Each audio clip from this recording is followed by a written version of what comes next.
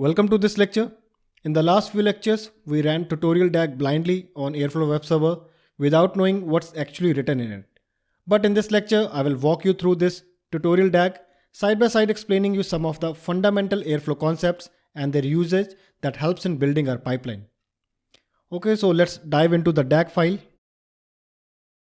These are the few lines of code with virtue of which we got a DAG named tutorial in UI. Before starting, let me put one thing very clear. Sometimes students take DAG definition file as a place where they can write some actual data processing logic. But that's not the case at all. The purpose of a DAG file is just to define a DAG object which will configure all the settings for your data pipeline. Settings like when to start or execute the workflow, should it retry, if so, how many times should it retry, task dependencies and all. In short, this Python script is just a configuration file that specifies the DAG structure as a code. It doesn't have to do anything with data processing logics. Now let us go through this code line by line. First things first, since it is a Python script, import the prerequisite Python libraries that it will need. First, we are importing DAG from Airflow. We will need this module to instantiate a DAG. Next, we have imported an operator.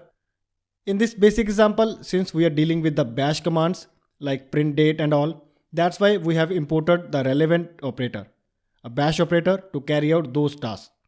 Guys, this is a very basic pipeline, so we have imported only one operator here.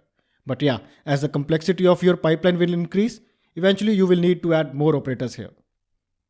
Next, to specify various timings like schedule interval, start date, end date, we have imported Python datetime and time delta libraries.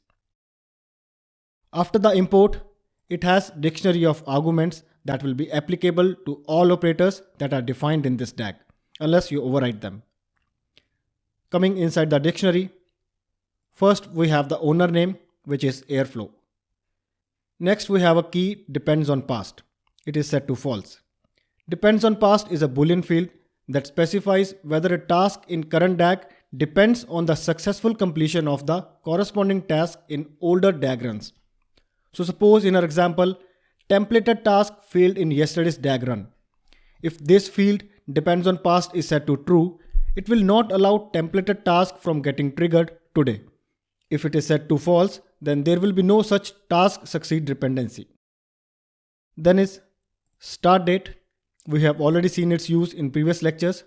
Start date decides a date time from when the scheduler will plan its execution.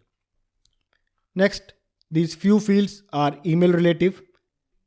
Airflow lets you send the alert emails if any of the tasks from your pipeline is failed or retried.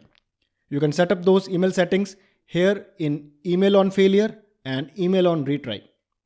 Currently it is set to a false value, so it will not send any such emails.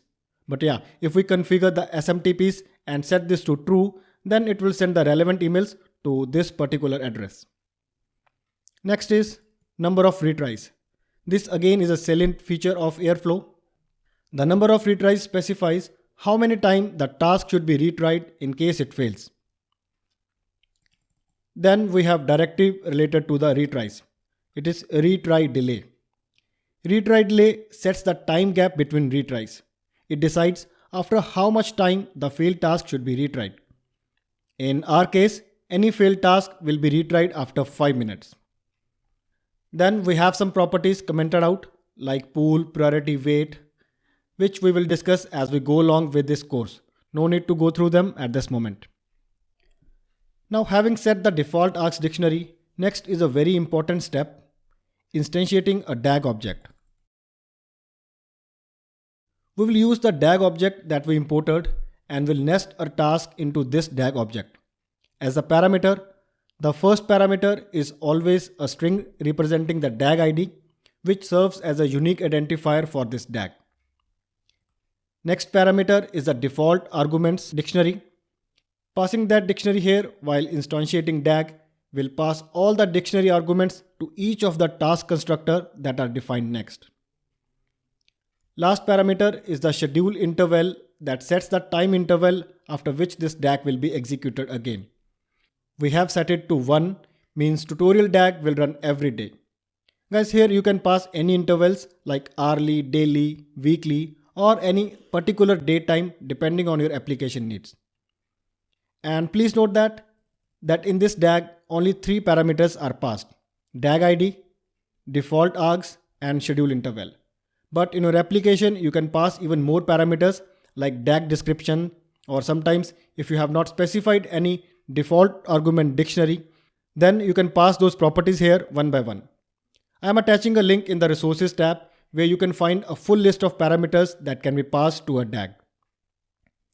Alright, so with this a DAG object is all set to go. Now let's move on to the task creation part. This is the part where we actually define our task. What actually you want to run or schedule is specified as tasks. Guys, when we ran this DAG in UI, we saw it had 3 tasks: print date, templated, and sleep. This is the part of code from where those tasks came from. And like I mentioned in the basic terminologies lecture, the tasks are generated after an operator is instantiated. So here we are associating some operator with this task. So this is the first task defined, T1. In first task, our job is to just execute a bash command which prints current date. So that's why we are assigning a bash operator here. But say if you were calling a Python function here, then you would have to use Python operator. If your task would have been of sending an email, then use email operator here. Apache Airflow supports a number of operators that you can choose from, for which we have a full section coming next. So please wait till that. As its argument, the first mandatory argument is task ID for a task. If you remember, this was a task name shown in UI. Same like DAG ID, task ID acts as a unique identifier for each task. Next is the actual command or script that is going to run as part of this task. In this example, we are just running a bash command to print date time. And last argument is the instantiated DAG itself. This was all for task 1. Then task 2 is also same like task 1. This is task ID sleep, and as a bash command it will make the execution sleep for 5 seconds, nothing else. But here you can see for task 2 the number of retries is explicitly passed. The creator of this DAG has passed this argument explicitly just to show you that though every argument defined in that dictionary will be applicable to this task, but this number of retries 3 will override the number of retries defined in the default dictionary. So for the task 1, number of retries will be 1, but for task 2 it would be 3. Same like this, you can override any of the dictionary arguments in any of the task definitions. Now next is task 3. It is quite different from these 2 tasks, as for task 3, Jinja template has been used. Guys, Airflow leverages the power of Jinja templating for passing a dynamic information into task instances at runtime, where Jinja is a modern web template for Python programming language used for outputting formats such as HTML. In task T3, task ID is templated, but for the bash command, a variable templated command is passed. Now coming to this variable, this is how a Jinja template looks like. Some of you may know this syntax. It's quite simple. Basically in Jinja templating, we define the code logic inside these curly braces and a %sign. So as per this code, a for loop will run 5 times, each time printing date. This DS stands for date stamp. Then adding 7 days into the current date stamp. And last, printing a user defined parameter passed from here. This params is passed from here. It will print parameter I passed in. Guys, these variables and macros comes out of the box with Airflow. There are number of variables and macros out there. For your reference, I have attached a link in resources tab of this video.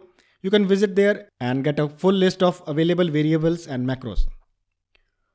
Alright, so with this we have defined 3 tasks and they are all set to run. But we are forgetting one important thing.